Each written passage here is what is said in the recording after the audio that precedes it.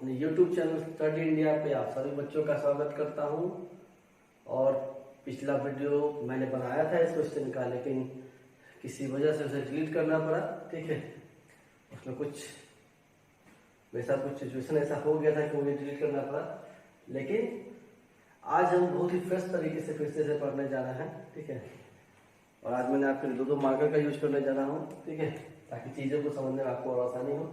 ठीक है, तो क्वेश्चन क्या है बच्चों की, show that every positive even integer is of the form 2m and every positive odd integer is of the form 2m plus 1 for some integer m। अब कोई इंटीजर m है हमारे पास। ठीक है, अब कड़ा उस इंटीजर m के लिए ये दिखाओ, ठीक है, कि कोई भी पॉजिटिव इंटीजर इवन इंटीजर जो उस m को लेके हम बनाएंगे वो 2m के फॉर्म में होगा, और कोई भी पॉजिटिव ऑड इंटीजर जो उसी m को लेके बनाएंगे वो 2m plus 1 के फॉर्म में होगा।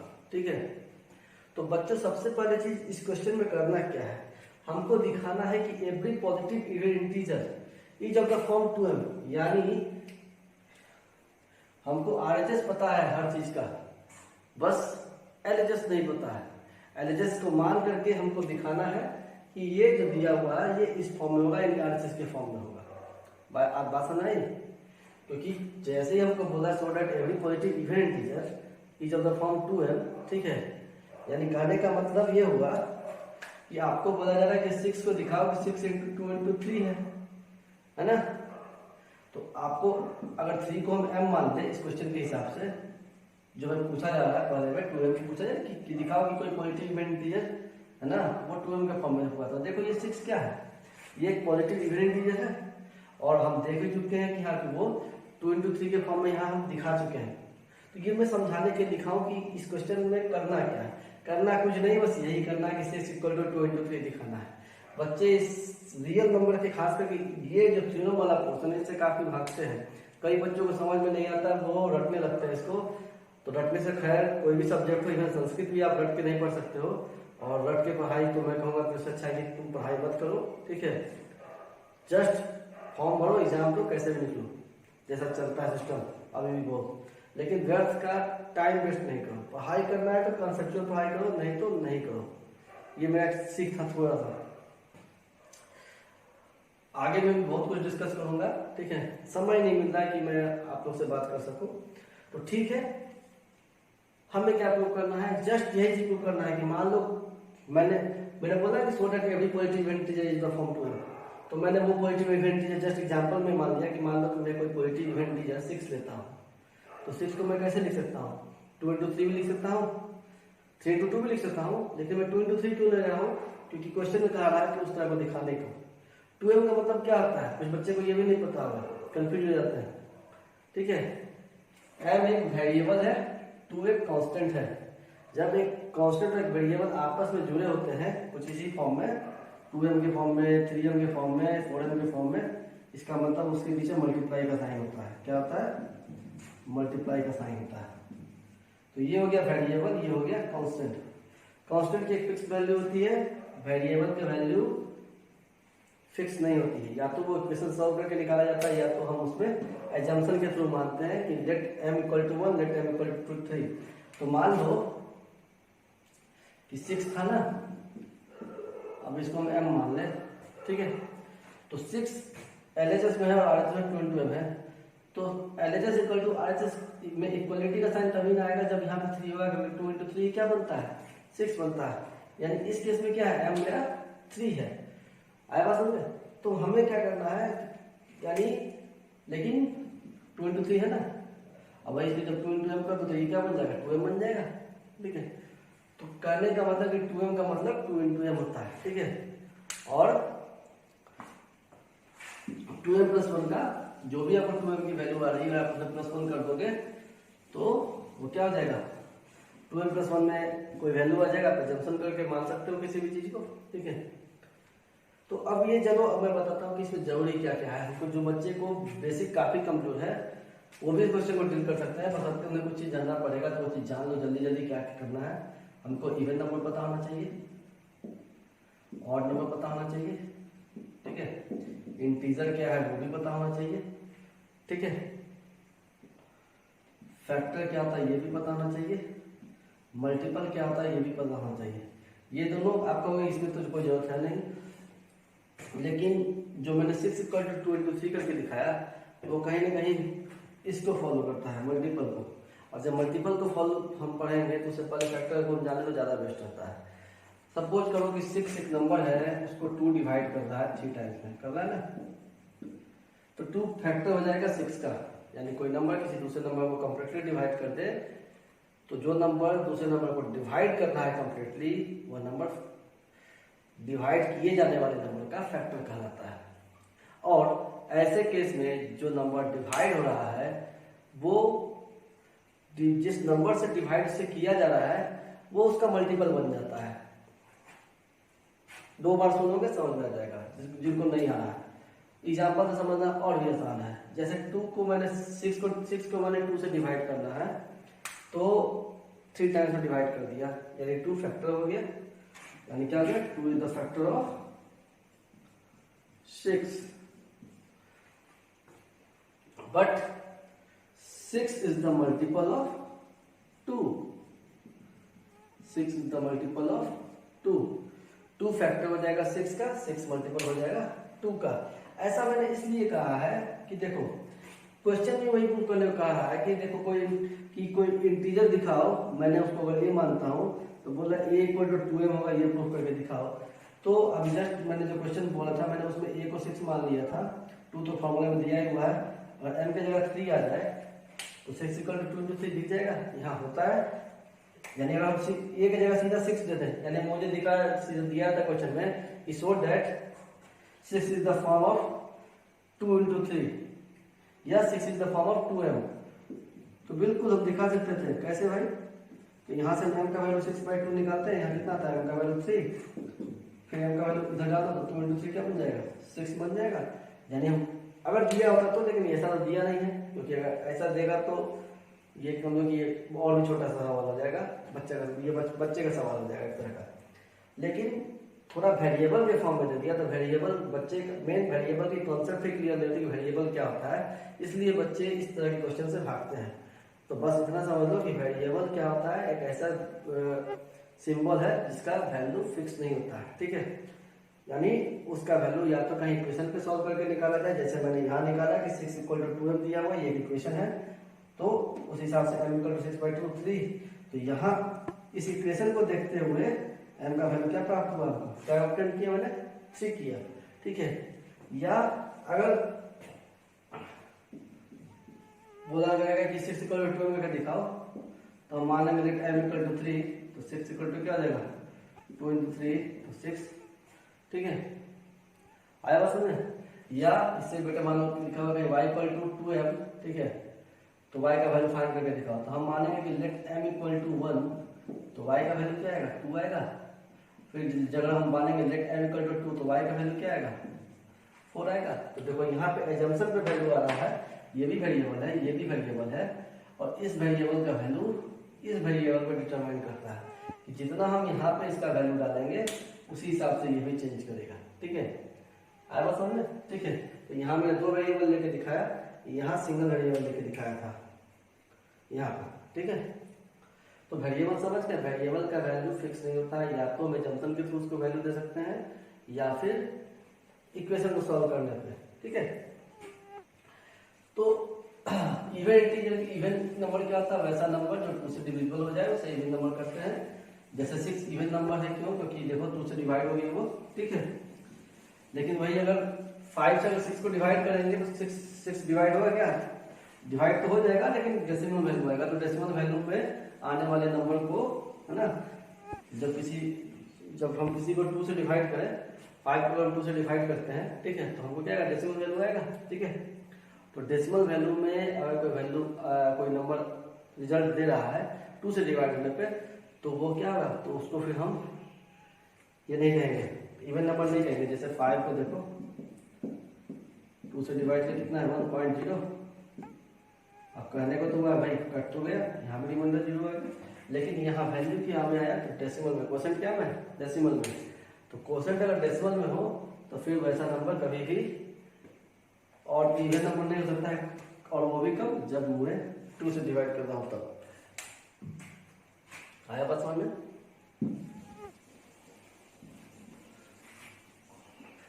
इंटीजर क्या होता है ये भी जानो, बहुत बच्चे को तो इंटीजर भी नहीं पता होगा। जब इंटीजर ही नहीं पता होगा तो ये सवाल तो भूल ही जाओ। तो इंटीजर जान लो, काउंटिंग नंबर को कहते हैं नेचुरल नंबर, यानी 1 से आप काउंट करना किसी चीज को शुरू कर सकते हो, ठीक है।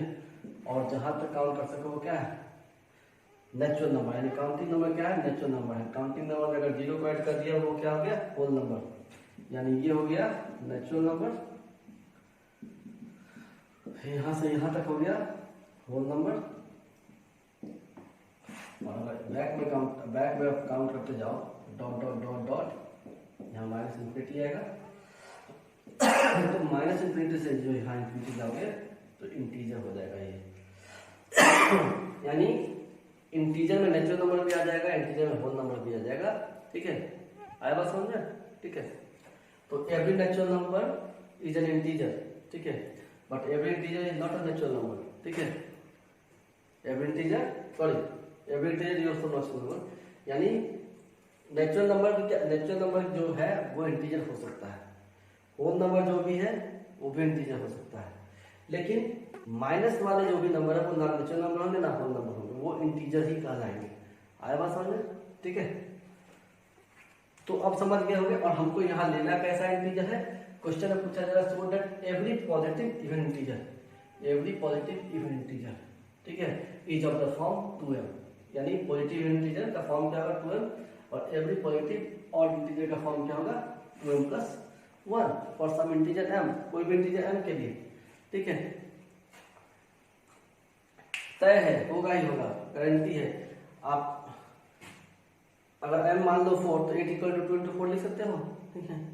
8 इक्वल टू 2 आ सकता है, बिल्कुल आ सकता है। 8 m का वैल्यू निकालोगे वहां से 4 निकलेगा, फिर देखना 2 इंटू 4 करोगे तो 8 आ जाएगा, ठीक है।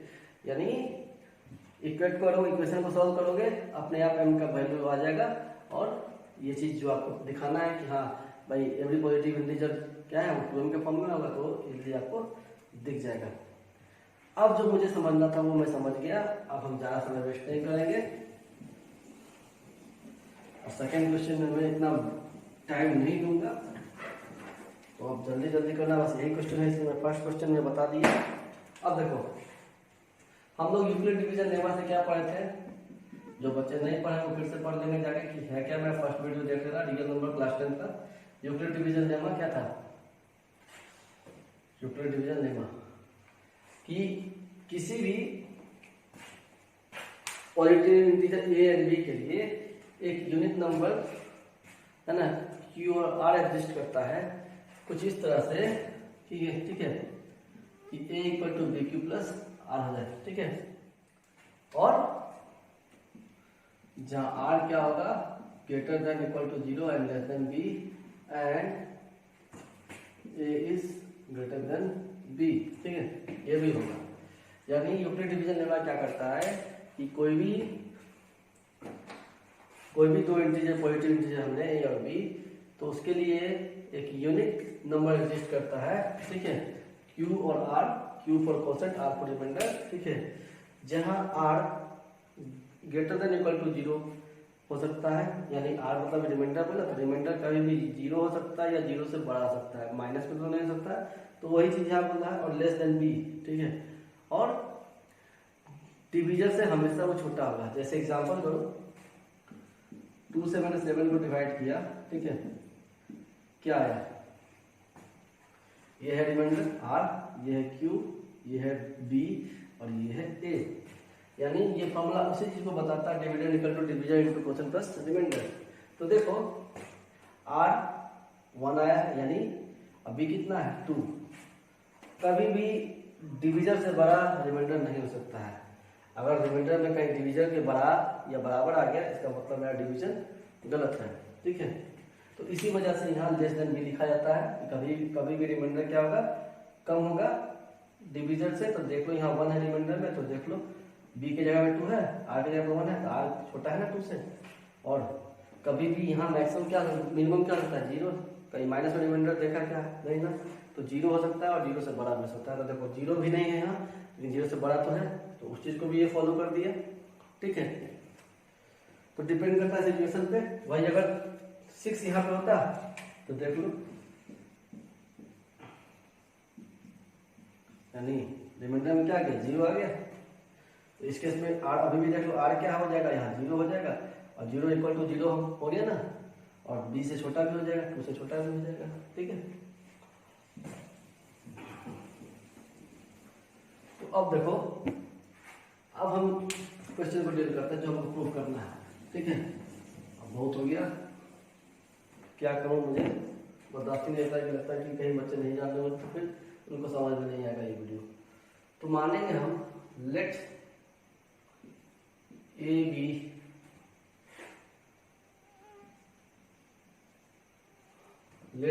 Any positive even integer, let a be any positive integers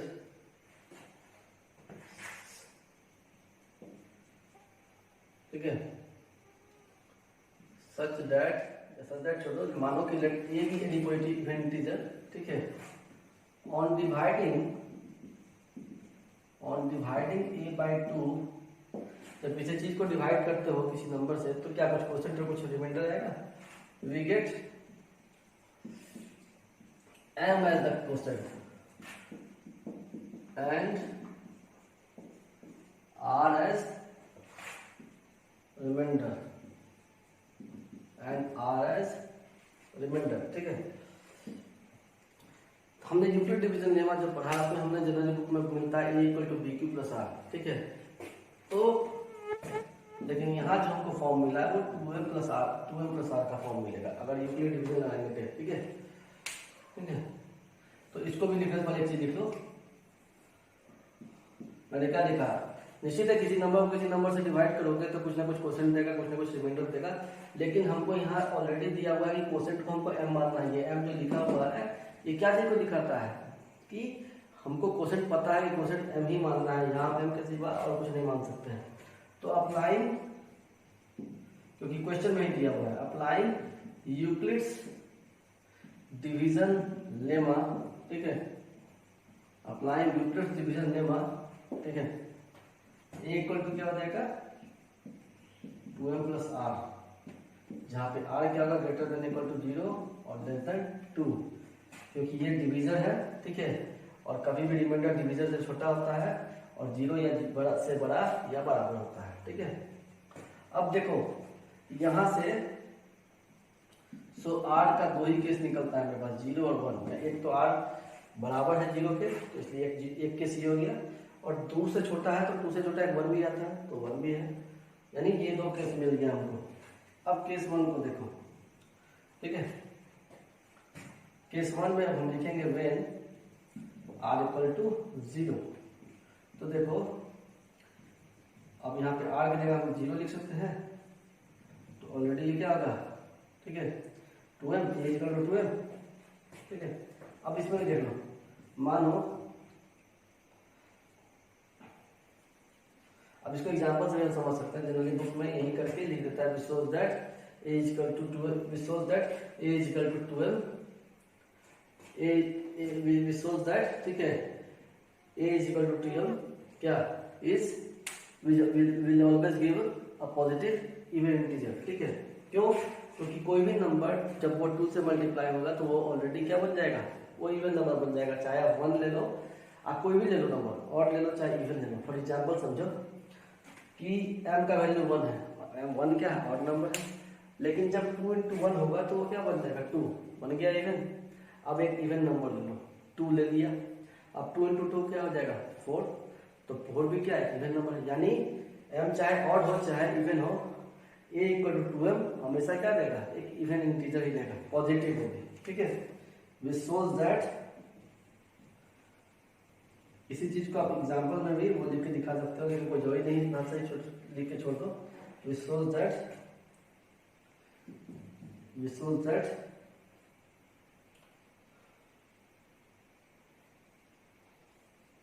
2m always gives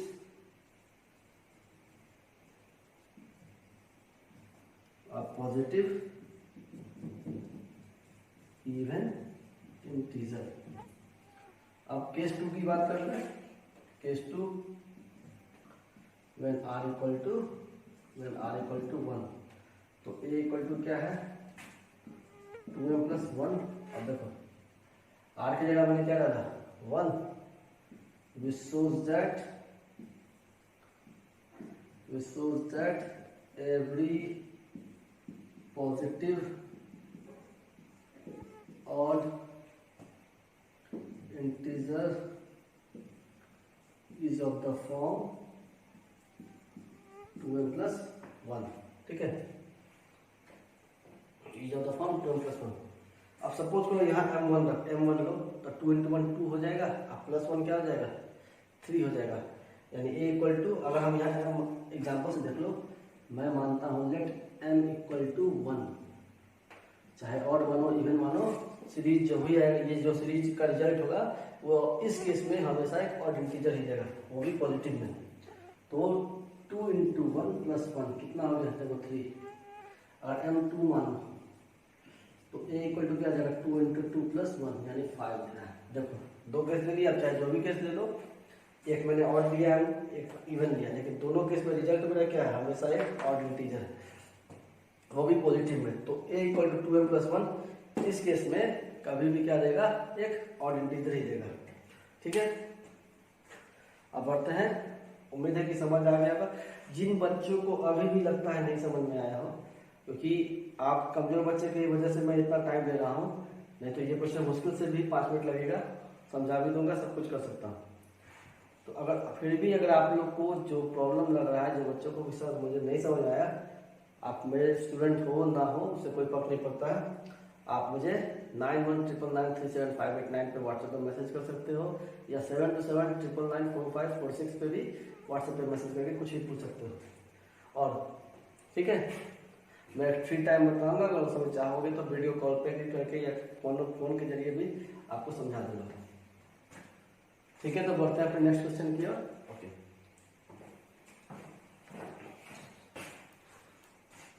ठीक है, तो बच्चों अब बढ़ते हैं अपने अगले प्रॉब्लम की ओर। इस क्वेश्चन में पूछा जा रहा है कि दिखाइए कि कोई भी पॉजिटिव इंटीजर, अब वो पॉजिटिव इंटीजर ए होगा, ये तो दिमाग में आ गया होगा, जैसे मैंने 6 माना था, 6 ही ए है। ठीक है, तो so that any positive integer is of the form, यानी कह रहा है कि एक बार दिखाओ कि ये 3m होगा, एक बार कह रहा है कि दिखाओ a equal to 3m plus 1 में एक बार 3m प्लस 2, यानी बोल रहा है कि दिखाओ so that any positive integer, ये जो सो बोला था एनी पॉजिटिव इंटीजर वो ये है, ये को ही बोला जा रहा है, a मान लो, b मान लो, c मान लो, कुछ भी मान लो, लेकिन चर्चा हो रहा है इस लेफ्ट हैंड साइड का। ठीक है, लेफ्ट हैंड साइड का कोई इंटीजर है उसी के बारे में चर्चा हो रहा है कि दिखाओ कि वो पॉजिटिव इंटीजर, यहाँ ना इवन का बात हो रहा है ना ऑड का बात हो रहा है। पिछले केस में देखा था positive even integer, positive odd integer, इस केस में ना ही पॉजिटिव इवन इंटीजर का बात हो रहा है ना ही पॉजिटिव ऑड इंटीजर का बात हो रहा है। इस केस में सिर्फ और सिर्फ बात हो रहा है कि दिखाओ कि कोई भी पॉजिटिव इंटीजर 3m के प्लस 3m के फॉर्म में होगा, 3m प्लस 1 के फॉर्म में होगा, 3m प्लस 2 के फॉर्म में होगा। और सोचने वाली बात है, पॉजिटिव इंटीजर 1 से स्टार्ट होकर कहीं से कहीं जाएगा। ठीक है, तो अगर m 2 हो जाए तो 3 × 2 क्या है 6 है, मान लो हमने m को 2 मान लिया, तो 3 × 2 क्या है 6 है, 6 क्या है पॉजिटिव इंटीजर ही है। m को 2 मान लो, 3 × 2 प्लस 6, 6 प्लस 1 क्या हो जाएगा 7, ये क्या है, ये भी पॉजिटिव इंटीजर ही है। यहाँ भी m मान लो 2, तो 3 × 2 6, 6 प्लस 2 8, यानी सारे के सारे क्या हो गए, ये तो पॉजिटिव इंटीजर ही है। तो फिर क्वेश्चन है क्या भाई, ये तो कुछ नहीं है क्वेश्चन। ठीक है, अब बच्चे इसी में कंफ्यूज रहते हैं। अब बात समझ आ गया करना क्या है। ठीक है, तो देखो फिर वही काम है, इस केस में b को 3 लेना पड़ेगा। क्यों लेना पड़ेगा,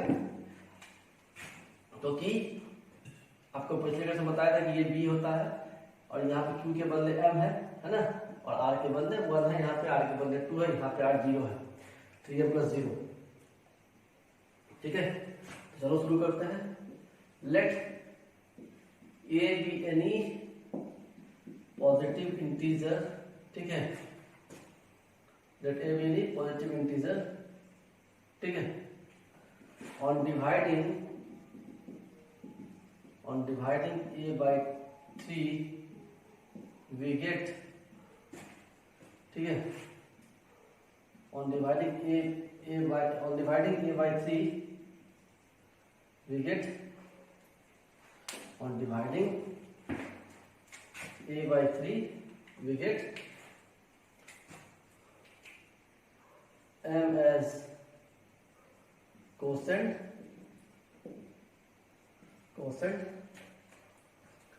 and r as रिमाइंडर। ठीक है, फिर जानते हो such that r as remainder, such that a equal to 3m plus r, और जहां r क्या होगा ग्रेटर देन इक्वल टू 0, और इस केस में b का वैल्यू 3 है तो r क्या होगा 3 से लेस होगा, है ना। तो अब सो r इक्वल टू कितना केस आया, पहला 0, दूसरा 1, 2, इस केस में 3 r के केस आ गए, यानी हमको 3 r केस के लिए सॉल्व करना पड़ेगा। 3 r के केस के लिए सॉल्व करना तो हमने 3 लाइन खींच लिया है अलग अलग के लिए। तो देखो फर्स्ट केस में, ठीक है, फर्स्ट केस में देखो मैं केस 1 रात के 12 बजने वाले हैं। Case 1 when r equal to 0, ठीक है। तो फर्स्ट में यहाँ पर 3m प्लस r लिख लेता ताकि कंफ्यूजन ना हो। तो अब इस केस में r क्या है, 0 है, तो 0 डालो। 3m which shows that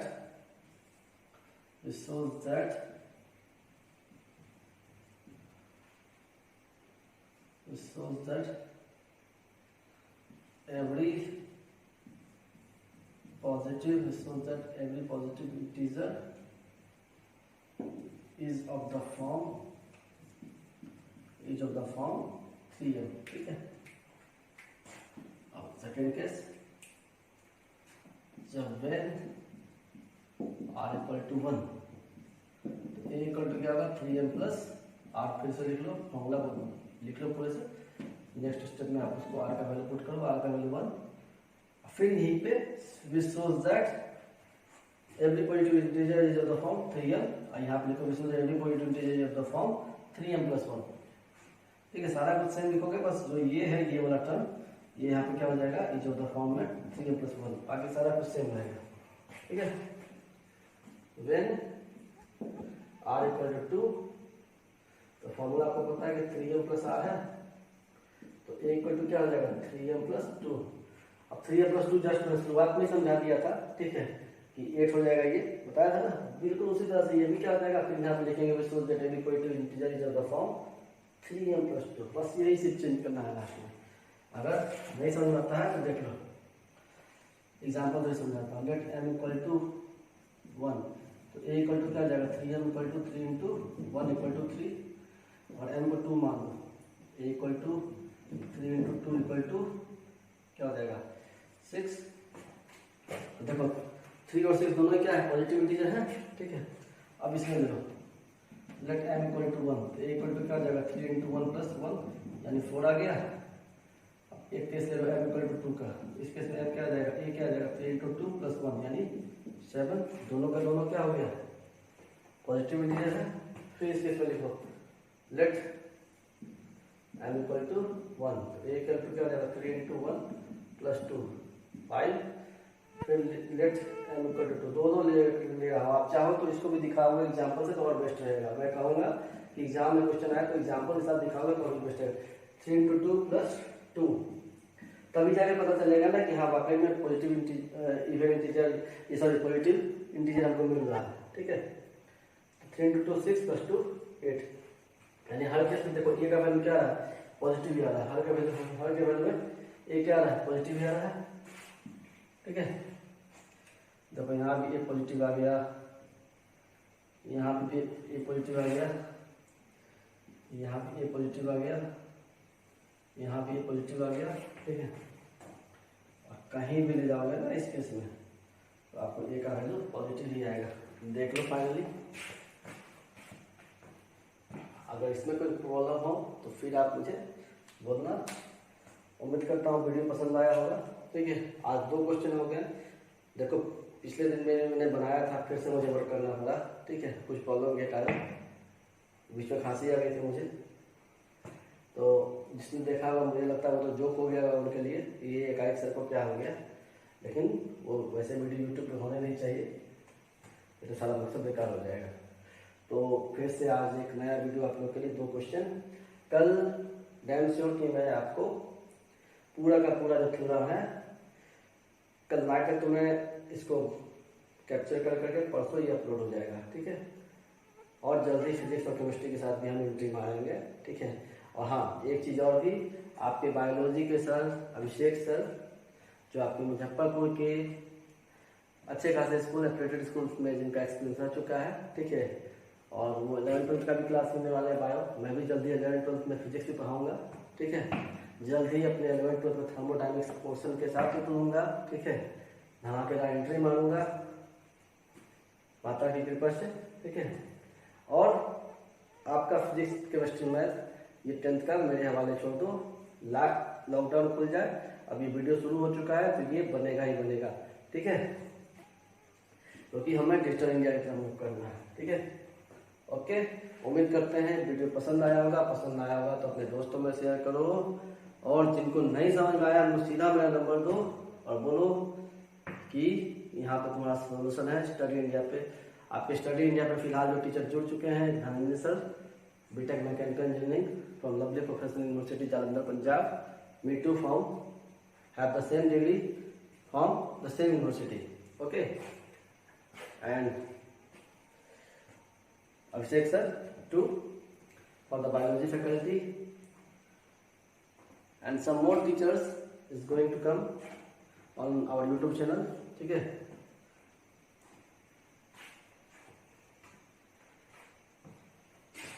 We are making a huge platform for every student, either they belongs to school level or they belongs to competition level, okay. So stay tuned with us. Keep sharing the link of the channel and